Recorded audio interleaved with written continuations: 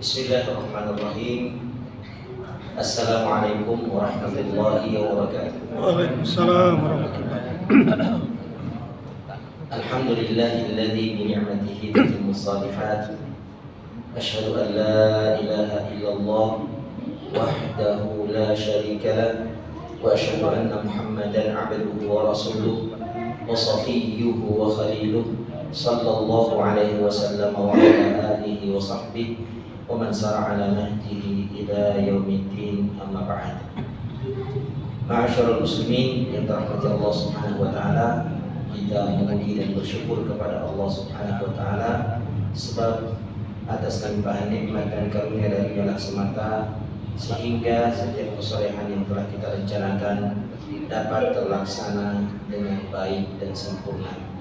Dan tentunya kita berharap bahwasanya setiap kesolehan yang Allah karuniakan kepada kita untuk dapat kita sempurnakan, dilipat gandakan pahalanya di sisi Allah Subhanahu wa taala dan dijaga agar dia tidak rusak atau berkurang hingga kita kemudian dapat menikmatinya di sisi Allah Subhanahu wa taala pada hari kiamat kelak.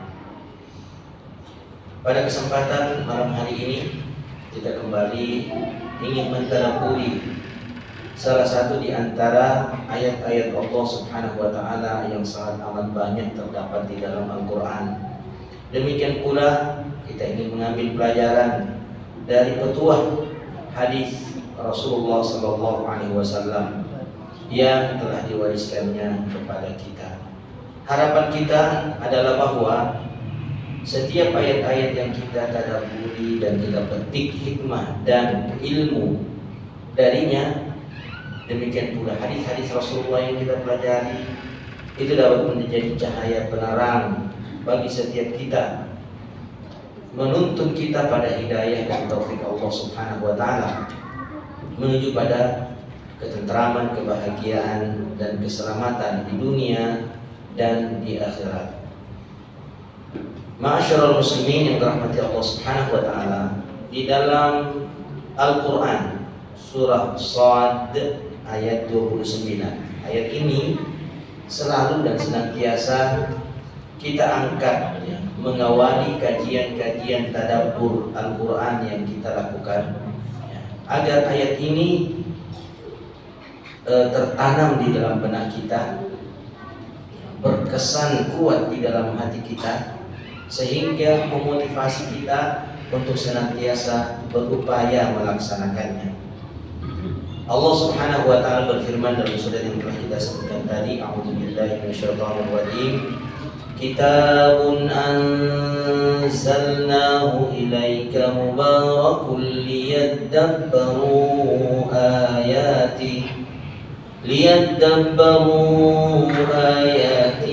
wa liyatadhakkara ulul albab. Kitabun, inilah kitab Al-Quran, anzalnahu ilaika, telah kami turunkan ia kepadamu wahai Muhammad, mubarakun, dia penuh dengan keberkahan, atau dia mengandung keberkahan, atau dia membawa keberkahan. Liyadabbaru ayatihi, agar mereka mentadabburi, menghayati ayat-ayatnya, wa liyatadzakkara ulul albab, dan agar orang-orang berakal mengambil pelajaran darinya. Jadi ma'asyiral muslimin, ayat-ayat Allah yang terdapat di dalam Al-Quran itu mesti dan harus kita tadabburi, mesti dan harus kita pelajari. Jika itu tidak kita lakukan, ancamannya sangat amat keras. Di dalam surah Al-A'raf ayat yang ke-179, surah Al-A'raf ayat yang berapa? 179. Allah menginformasikan kepada kita tentang penyebab banyaknya jin dan manusia yang memenuhi neraka jahanam. Waliyahzubillah. Apa penyebabnya? Allah Subhanahu wa taala berfirman, a'udzubillahi minasyaitonir rajim. Wa laqad zara'na li jahannama katsiran minal jinni wal ins lahum qulubun la yafqahuna biha wa lahum a'yunun la yubsiruna biha wa lahum adhanun la yasma'una biha ulaika kal an'am bal hum adall ulaika humul ghafilun. Sungguh kata Allah, kami telah memenuhi neraka jahanam dengan kebanyakan siapa? Jin dan manusia. Penuh nanti neraka jahanam itu dengan jin dan manusia. Semua kita dan anggota keluarga kita serta seluruh keturunan kita tidak tergolong pada golongan ini. Kenapa? Sehingga mereka semuanya yang belum masuk ke dalam neraka jahanam. Pertama, lahum qulubun la yafqahuna biha. Mereka punya hati tetapi tidak digunakan untuk memahami agama Allah, fikih. Rasulullah sallallahu alaihi wasallam bersabda, "Man yuridillahu bihi khairan yufaqihuhu fid din." Barang siapa yang Allah menghendaki untuknya kebaikan, maka Allah berikan pemahaman agama, fikih. Fikih itu ma'asyiral muslimin tempatnya di dalam hati, difahami, diyakini. Lalu kemudian anggota tubuh ini mengaplikasikan, menerjemahkan dalam bentuk tindakan, sikap, amal, perbuatan. Tapi dia bersumber dari hati, di dalam dada atau jantung. Tapi mereka itu lahum qulubun, mereka punya qulub yang kita terjemahkan hati, tetapi hati mereka itu tidak digunakan untuk memahami agama Allah. Demikian pula walahum a'yunun, mereka punya mata, la yubsiruna biha, mereka tidak gunakan mata itu untuk melihat ayat-ayat Allah.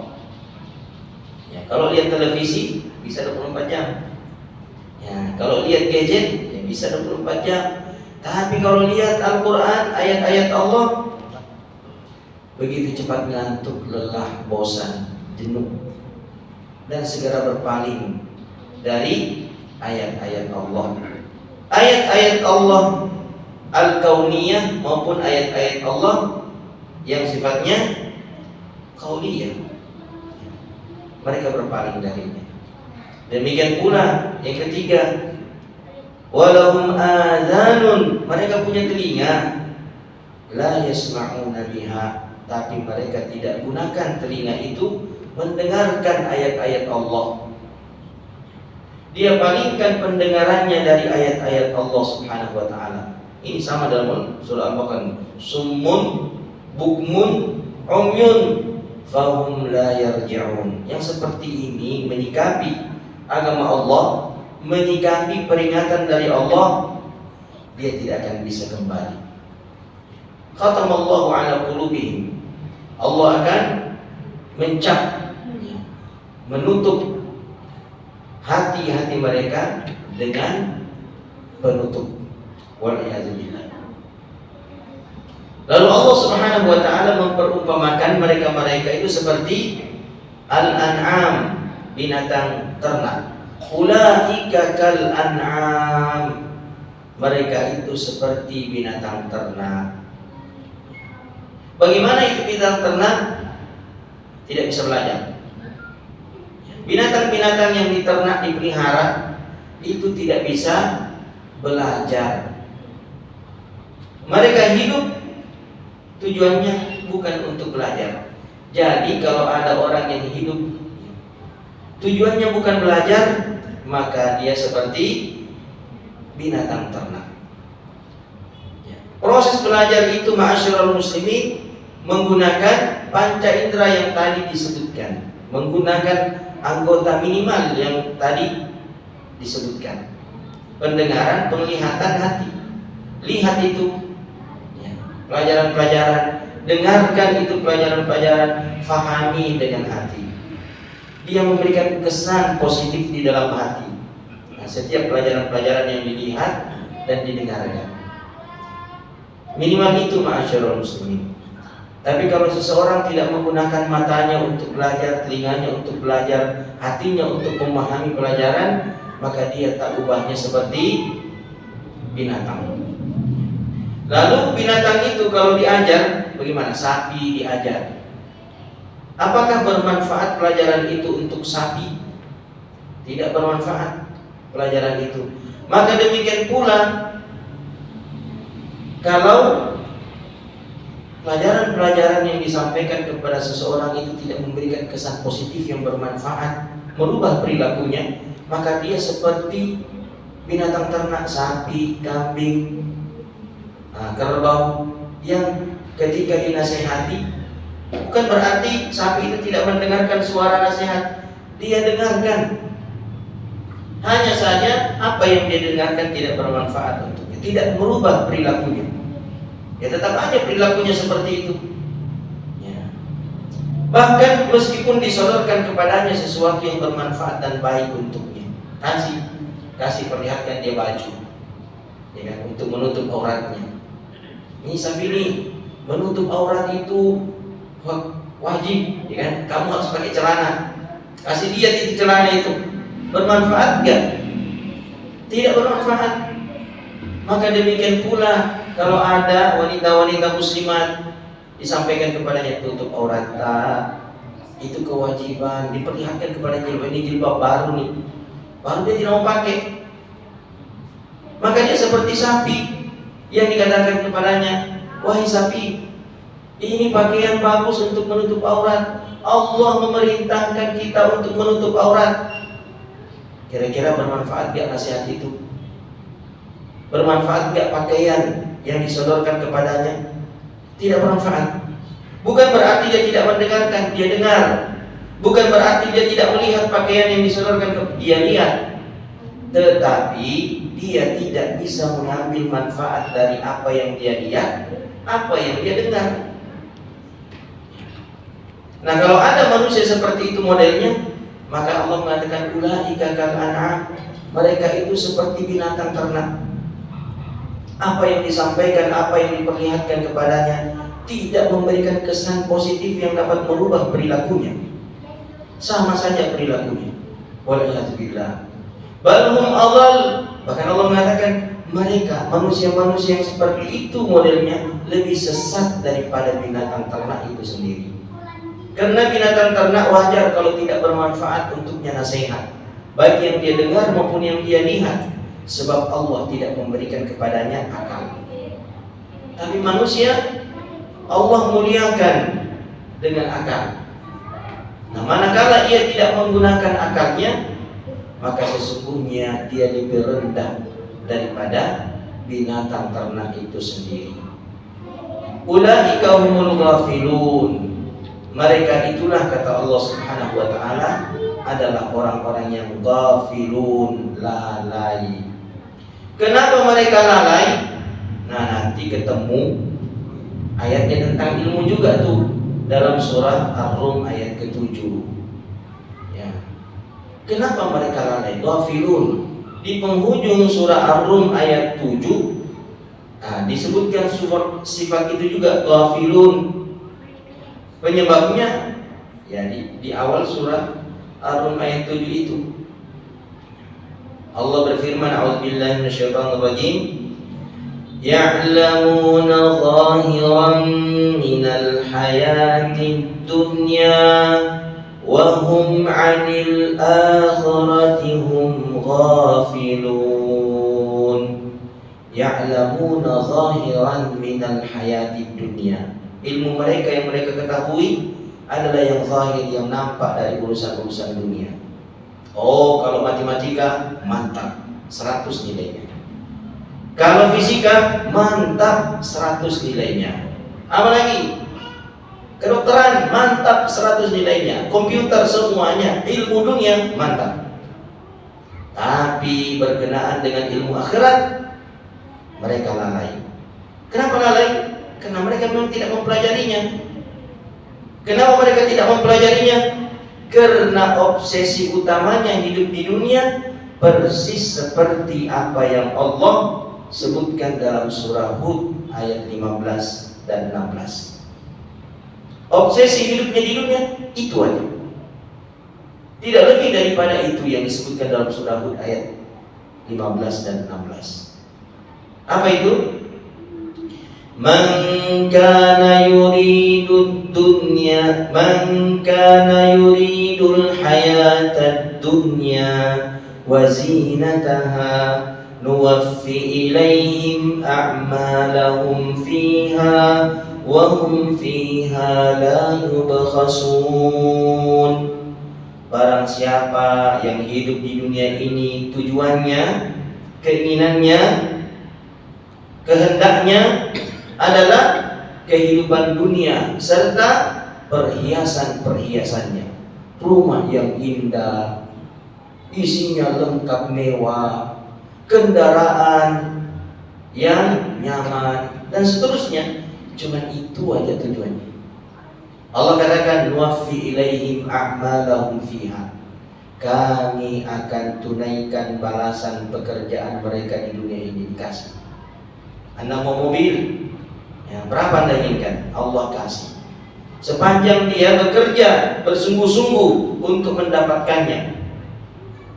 Siang dan malam dia bekerja untuk bisa membeli mobil, Allah kasih. Mau beli, mau rumah, Allah kasih. Allah kasih semuanya. Wa hum fiha la yubkhasun. Allah tidak akan membuat mereka rugi. Bekerja, Allah kasih. Tetapi di ayat ke-16-nya bagaimana?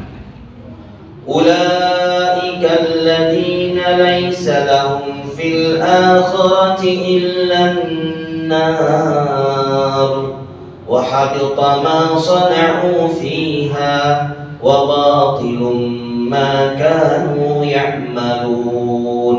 Ulaika, mereka itu, siapa mereka?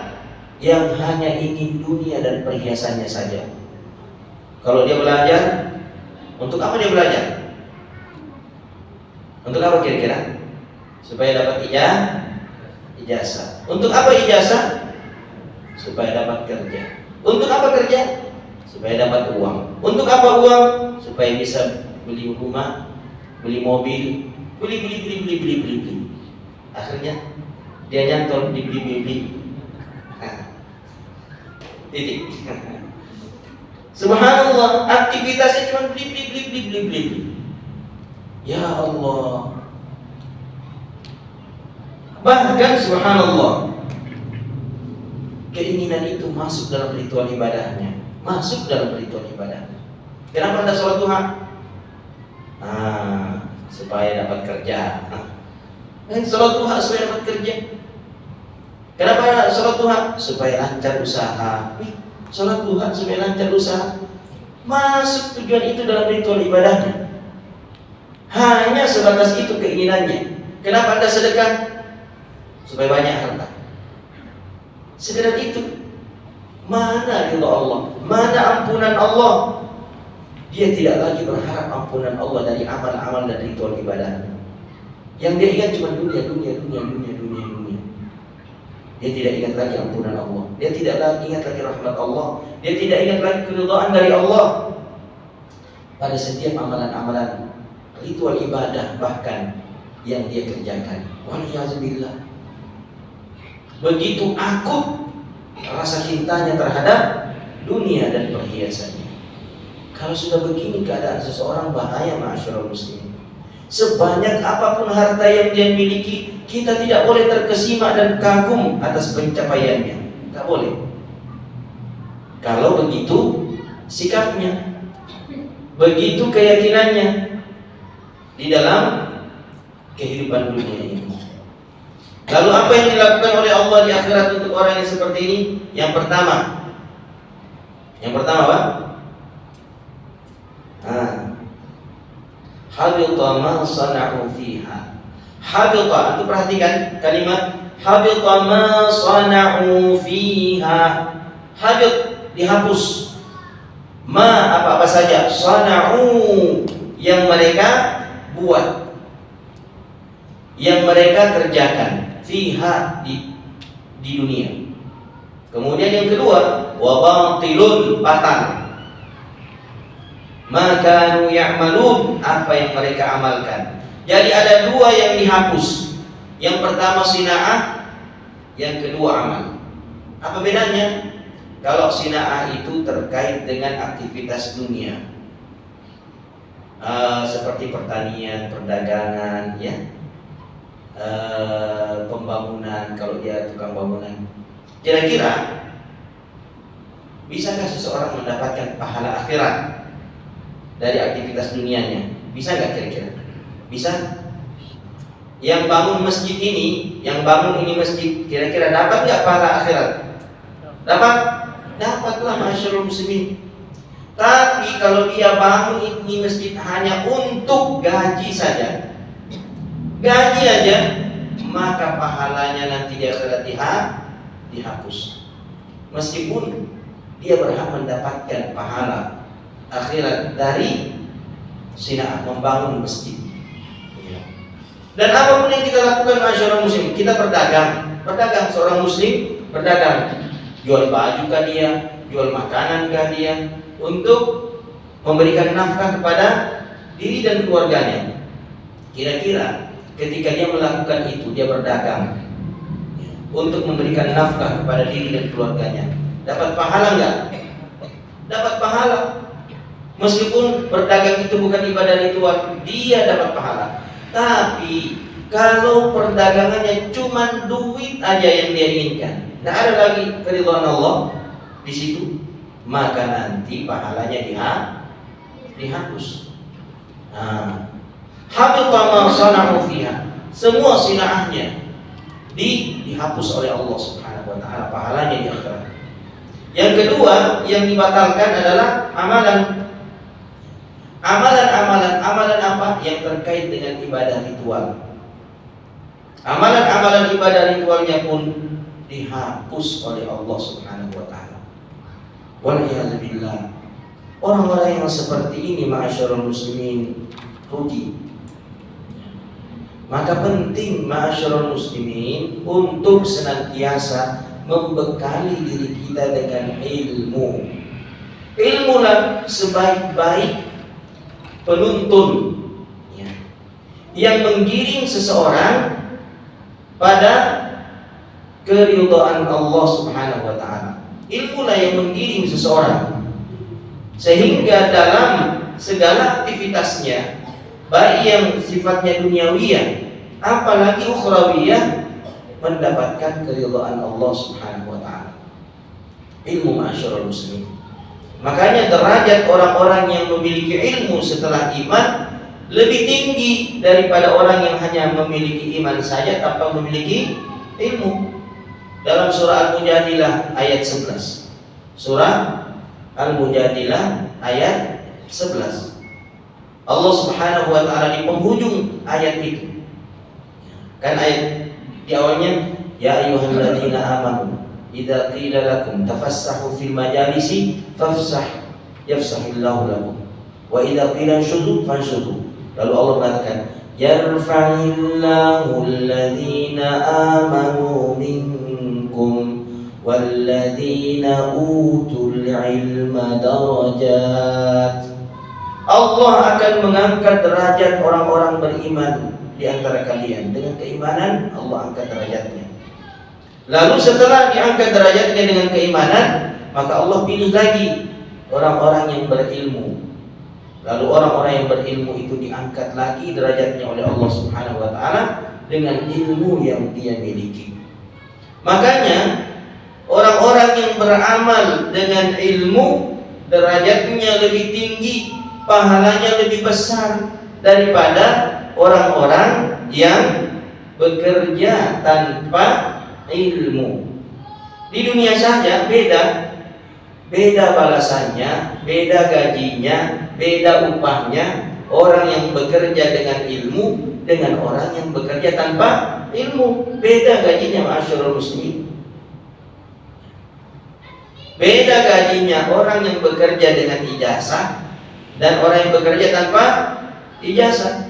Sudahlah pekerjaannya berat, susah, gajinya sedikit. Mengapa? Tidak ada ijazahnya. Sementara yang pakai ijazah enak-enak kerjanya, ringan, tapi gajinya besar. Mengapa? Ada ilmu yang mengangkat nilai daripada aktivitasnya.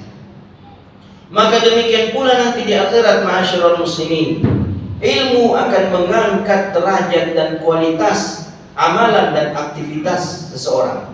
Beda. Oleh karenanya, ma'asyiral muslimin, tidak ada yang mempercepat langkah kaki seseorang dan meringankan langkah kaki seseorang untuk menempuh jalan hingga masuk ke dalam surga pada derajat yang sangat amat tinggi, melebihi ilmu. Rasulullah sallallahu alaihi wasallam bersabda, "Man salaka tariqan yaltamisu fihi ilman, sahhalallahu lahu bihi tariqan ilal jannah." Siapa yang menempuh jalan di dunia ini, di jalan itu dia mengais-ngais ilmu, maka dengan ilmu yang dia peroleh itu Allah akan memudahkan langkah kakinya masuk ke dalam surga. Bayangkan, ilmu, ma'asyiral muslimin. Sebab ilmulah yang membuat ibadah seseorang itu menjadi benar dan tepat. Sementara kejahilan membuat ibadah seseorang itu rusak dan batal. Kejahilan. Maka agama kita dibangun di atas ilmu, dan agama kita mewajibkan pemeluknya untuk belajar ilmu. Nah, ma'asyiral muslimin yang dirahmati Allah Subhanahu wa taala, di dalam Al-Qur'an, ini ayat ini kita tadabburi ya. Ini pentingnya surah Al-Isra ayat 16. Surah Al-Isra ayat 16. Ada peringatan Allah Subhanahu wa taala yang sangat amat berbahaya. Ini mesti kita ketahui. Kapan Allah akan menghancurkan penduduk negeri? Kapan? Apa tanda-tandanya? Kalau Allah hendak menghancurkan penduduk suatu negeri, apa tanda-tandanya?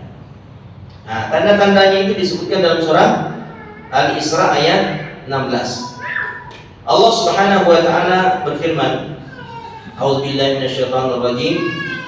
Wa idza aradna an nuhlika qaryatan amarna mutrafiha fafasaqu fiha fahaqqa 'alaiha al-qawl fadammarnaha tadmira.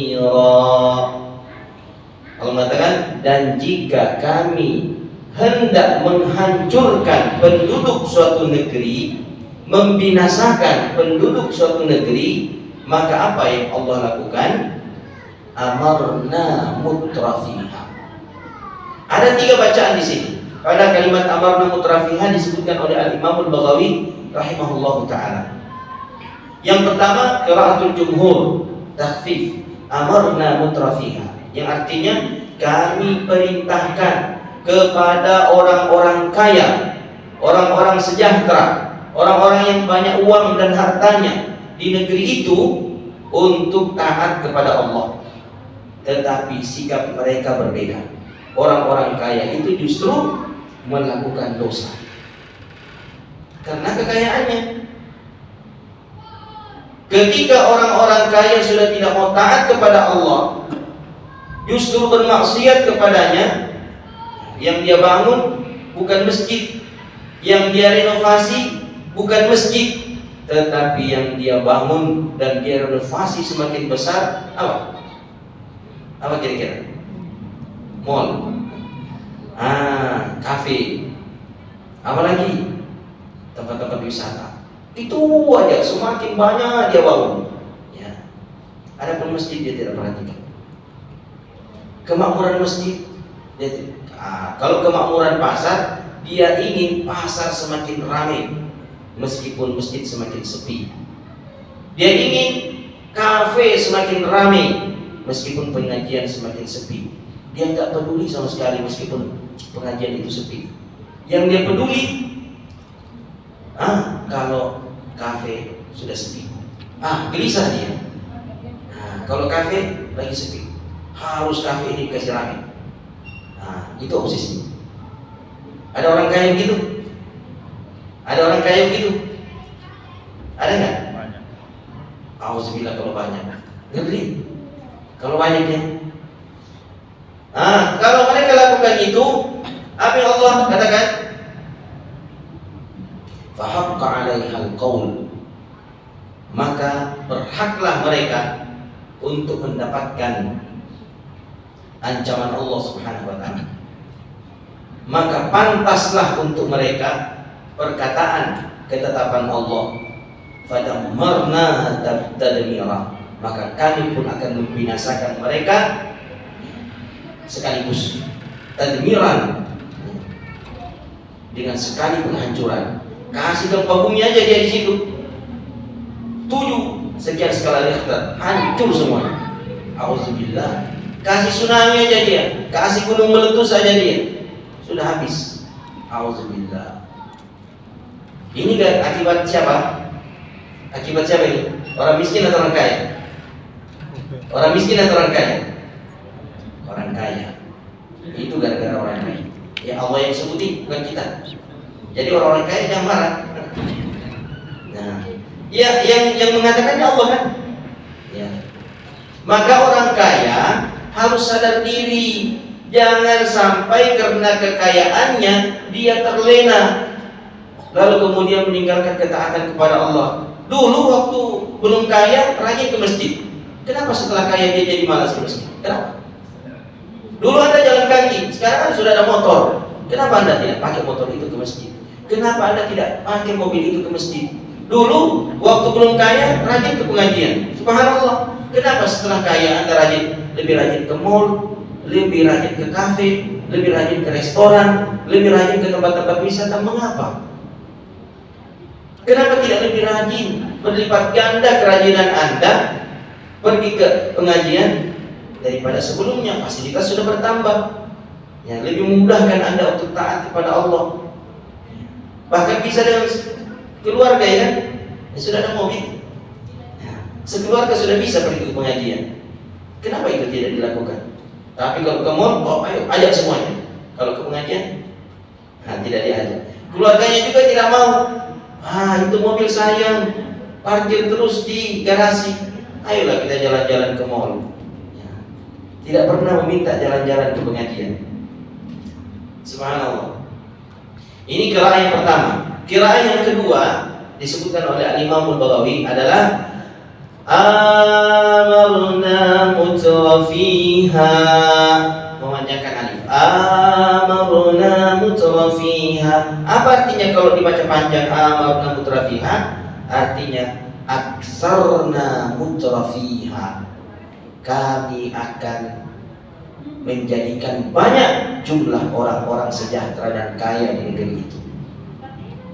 Jadi kalau kesejahteraan itu meningkat, jangan bangga dulu, jangan senang dulu.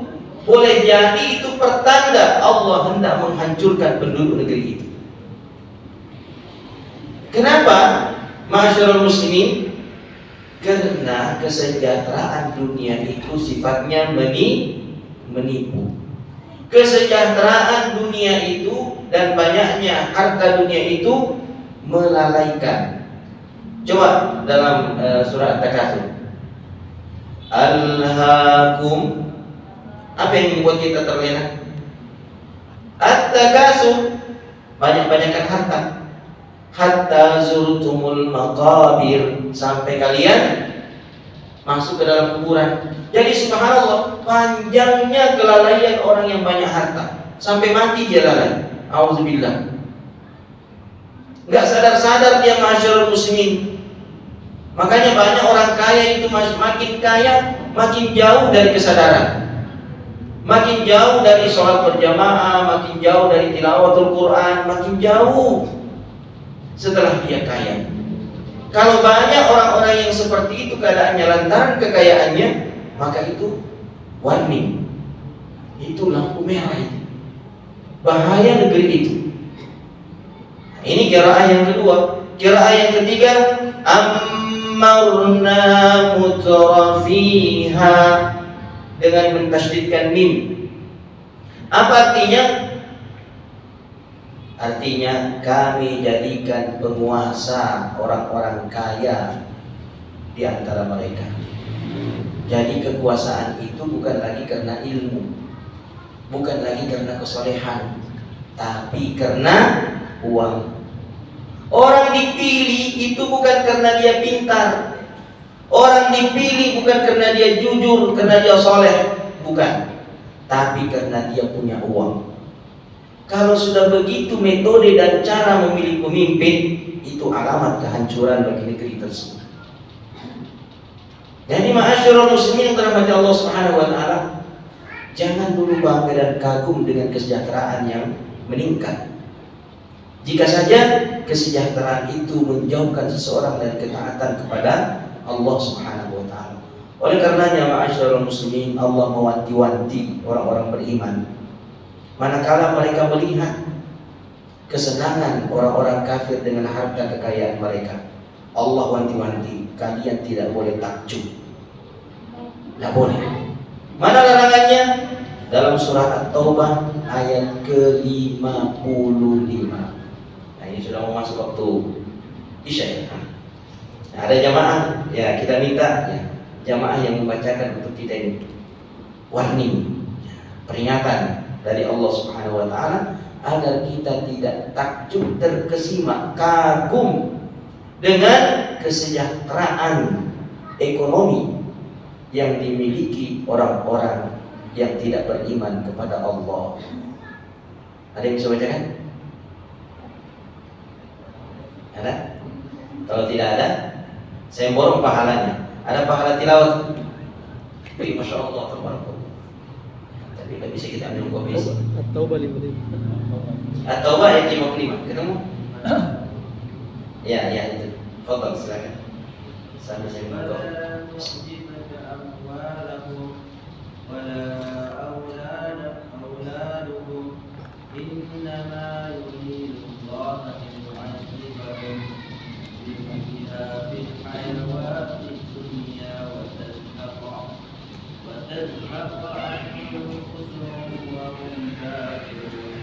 Ya, artinya maka janganlah harta dan anak-anak mereka membuatku kagum.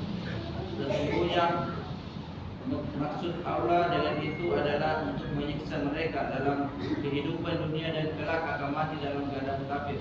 Auzubillah. Bahayanya ini.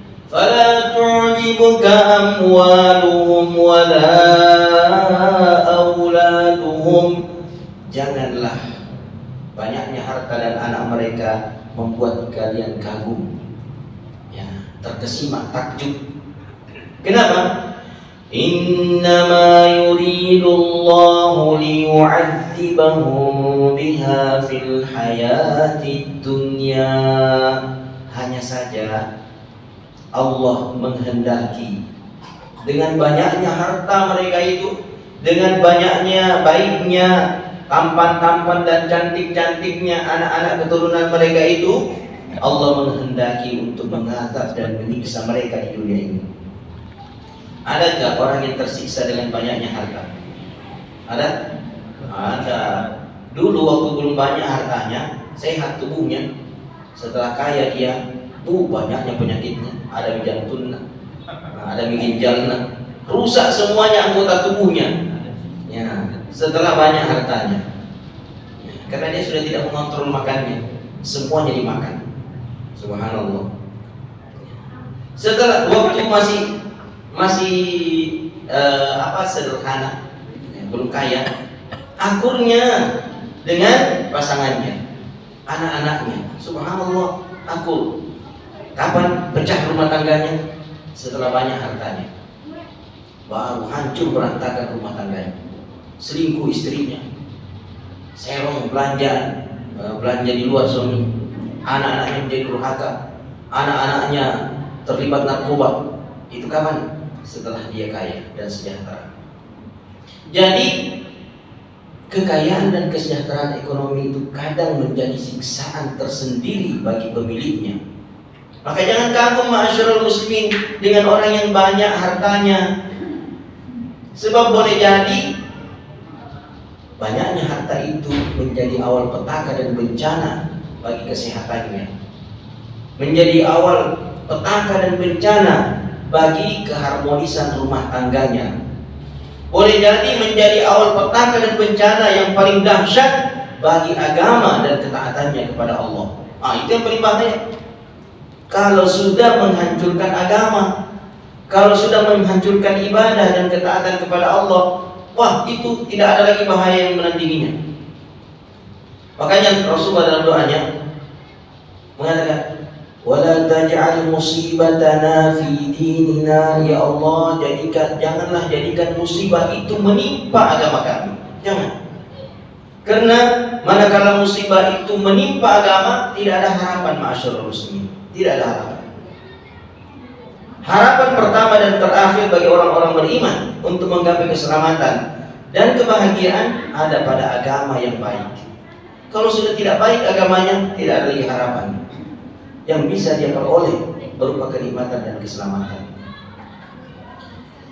Nah, ma'asyiral muslimin rahmati Allah Subhanahu wa taala, endingnya yang paling berbahaya dari kesejahteraan yang menjadi azab dan siksa bagi seseorang di dunia ini adalah penggalan terakhir dari ayat itu. Wa tazhaqa anfusuhum wa hum kafirun.